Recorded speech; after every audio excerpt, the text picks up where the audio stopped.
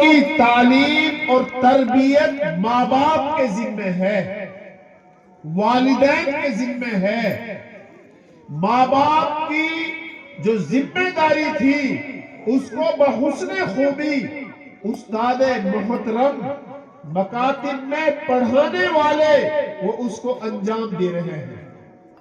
میری درخواست آپ حضرات سے یہ ہے کہ جب ہمارے بچوں کو قرآن پڑھا رہے ہیں، اردو پڑھا رہے ہیں، تعلیم سکھا رہے ہیں، تقریر سکھا رہے ہیں، تدریس دے رہے ہیں، اور پھر اس کے ساتھ ساتھ تربیت کر رہے ہیں تو میرے اور آپ کے ذمہ ہیں اس استاد کی ساری ضروریات کا خیال رکھنا۔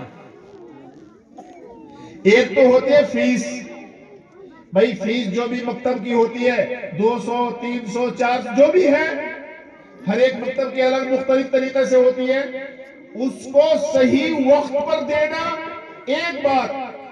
دوسرے مکاتب میں بہت سی ضرورتیں ہوتی ہیں، ان میں اضافی مدد کرنا۔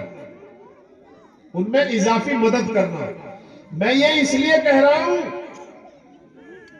اولاد اللہ کی دی ہوئی امانت ہے۔ ان سے پوچھو جن کے یہاں اولاد نہیں ہے۔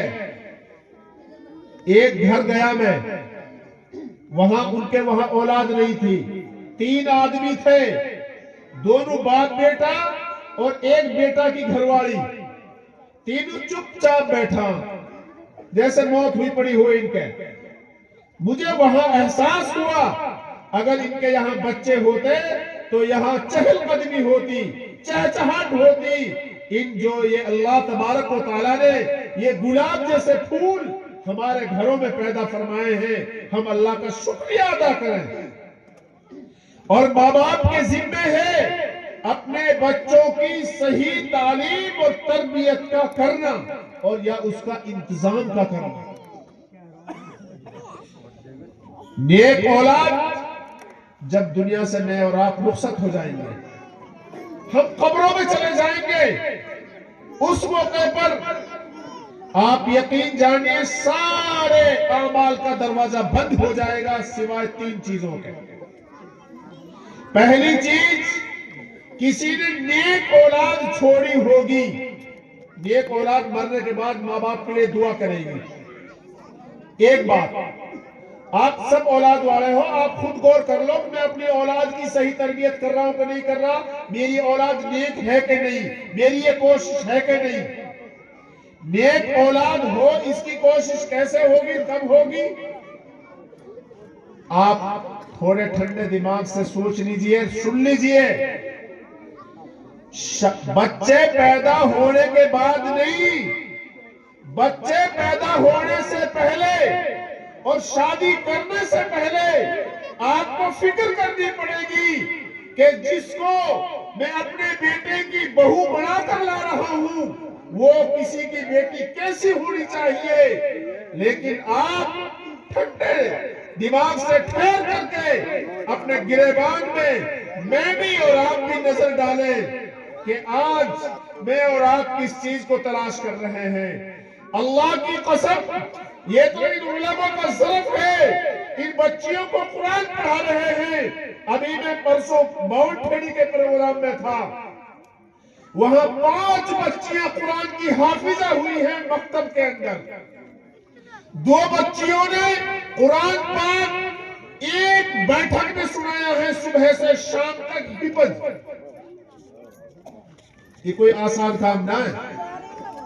میں نے یوں بات کہی کہ مول صاحب اللہ ان کی عمر میں برکت نصیب فرمائے، یہ حافظ جن بن گی، عالمہ بن جائیں گی، لیکن قوم کو حال یہ ہوئے پڑو ہے یہ حضرت جن بن جاواں، میری قوم بغیر مال کے ان کو پھر نہیں لے گی۔ اگر مال ہوگا ان سے شادی کریں گے، مال نہیں ہوگا۔ کون ہے ایسا جو یہ چاہتا ہو کہ میرے گھر میں فقط ایک قرآن کی حافظہ آ جائے؟ میرے محترم بزرگوں دوستو، اگر دیندار تلاش کرو گے، دیندار اولاد پیدا ہوگی اگر دیندار قرآن پڑھنے والی، ابھی میرے پاس ایک حافظ صاحب آیا، اس کی بچی روزہ حافظہ ہے اور روزانہ 3 پارے تہجد میں پڑھتی ہے۔ اس نے کہا مول صاحب ایک رشتہ مطلوب ہے، مجھے ایک لڑکا چاہیے۔ لڑکے والے سے بات کی، اس نے اگر مگر کہہ کر ٹال دیا۔ ان کے لیے بات بتائی گئی، انہوں نے کہا کہ مول صاحب ابھی تو پڑھ رہے ہیں، ابھی تو ارادہ نہ ہے۔ وہ میں نے واسطے کہہ دی مول صاحب ان کے ساتھ میں اگر مال ہوتا تو یہ قبول کر لیتا، آپ کے پہ اتنا بڑا مال نہ ہے تو یہ قبول نہ کر سکتا۔ آپ سن لو اور غور کر لو اس بات پر، اگر دیندار ہوگی حضرت مولانا الیاس صاحب نور اللہ مرقدہ جیسے پیدا ہوں گے۔ حضرت مولانا الیاس صاحب نور اللہ مرقدہ کی والدہ اللہ ان کی قبروں کو نور سے منور فرمائے، 40 پارے روزانہ تلاوت کرتی تھی اور گھر کے کام کو بھی کرتی تھی۔ میری ماں بہن بیٹیاں غور سے سنیں، آج قرآن پڑھنے کی فرصت نہیں ہے آپ کے پاس، نماز پڑھنے کی فرصت نہیں ہے آپ کے پاس، وہ 40 پارے روزانہ تلاوت کرتی تھی، گھر کے کام کو بھی کرتی تھی، جب جا کے اللہ نے ان کے خاندان میں الیاس پیدا فرمایا ہے۔ اللہ ان کی قبر کو نور سے منور فرمائے۔ حضرت مولانا یوسف صاحب، حضرت مولانا ہارون صاحب، حضرت مولانا سعد صاحب دعوت برکاتہ العالیہ، یہ سارے میں یہ کہتا ہوں کسی بھی مرد کے بنانے کے پیچھے عورتوں کا ہاتھ ہوتا ہے، چاہے اس کی ماں کا ہو، چاہے اس کی بہن کا ہو، چاہے اس کی پھوپھی کا ہو، چاہے اس کی دادی کا ہو، چاہے اس کی نانی کا ہو، اس میں کوئی شک شبہ نہیں ہے۔ اگر عورتیں نیک ہوں گی، مائیں نیک ہوں گی تو نسل نیک پیدا ہوگی۔ اللہ آپ ارادہ کر لیے، شادی جو کی جاتی ہے وہ چند باتوں کی بنیاد پر کی جاتی ہے۔